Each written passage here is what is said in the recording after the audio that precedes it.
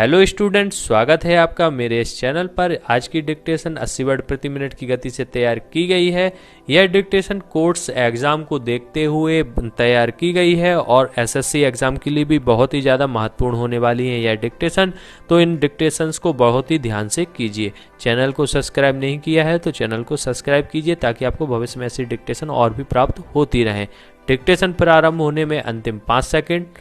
4, 3, 2, 1 start. सभापति महोदय, जो मुद्दा मैं आपके समक्ष पेश करने जा रहा हूं वह चीनी में की जाने वाली मूल्य वृद्धि के संबंध में है।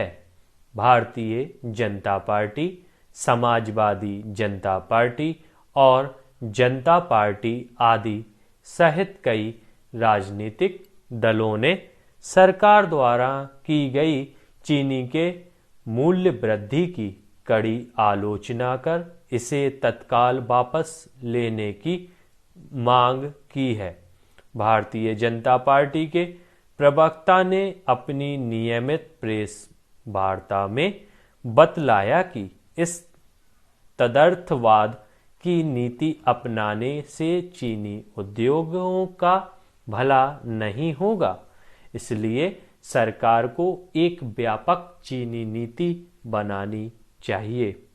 इस नीति में चीनी मिलों को लाइसेंस देने से लेकर उसके निर्यात करने तक सब कुछ मुद्दे शामिल किए जाने चाहिए।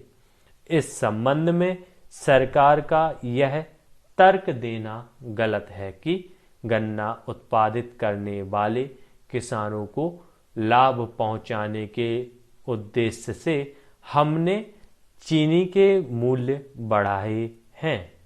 शायद सरकार इस वृद्धि से भ्रम की स्थिति में है कि किसानों को इस नीति से लाभ होगा। मैं नहीं समझता कि इस नीति से किसानों को लाभ हो सकेगा। पैरा। समाजवादी पार्टी के महासचिव ने चीनी के मूल्य में की गई इस वृद्धि का कड़ा विरोध करते हुए कहा है कि संयुक्त मोर्चा सरकार एक के बाद एक ऐसे अनुचित कदम उठाती जा रही है। उसके ये कदम आम जनता के लिए कष्टकर प्रतीत हो रहे हैं और मुझे ऐसा मालूम पड़ता है कि जनसाधारण के ऊपर भी भारी बोझ पड़ रहा है। एक पखवाड़े के अंदर ही मोर्चा सरकार ने पेट्रोल, डीजल, रसोई गैस की कीमतें बढ़ा दी हैं और अब ऊपर से उसने चीनी की कीमत बढ़ा दी, जो उचित प्रतीत नहीं होती है। यह कितने आश्चर्य की बात है कि एक तरफ कम्युनिस्ट पार्टी चीनी के दाम में की गई वृद्धि के निर्णय का मंत्रिमंडल में समर्थन करती है, दूसरी तरफ जनसाधारण के सामने मूल्य वृद्धि का विरोध करती है।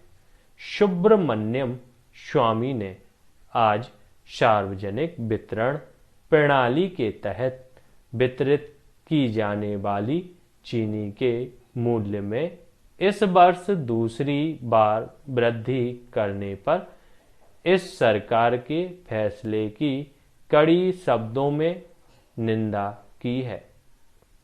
इससे पहले पेट्रोल, डीजल और खाना पकाने की गैस के मूल्य में वृद्धि करने के बावजूद इस तरह से कीमतें बढ़ते रहने से उपभोक्ताओं के लिए असहनीय स्थिति पैदा हो गई है।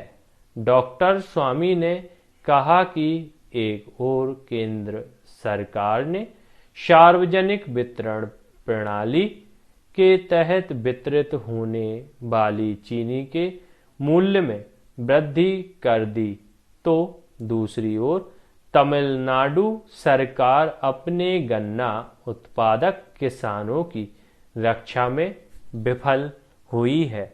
धन्यवाद स्टूडेंट्स। डिक्टेशन यदि आपको पसंद आई है तो इसको लाइक कीजिए, अधिक से अधिक शेयर कीजिए और चैनल को सब्सक्राइब कीजिए। यदि आपको कमी नज़र आती है तो आप कमेंट कर सकते हैं। धन्यवाद।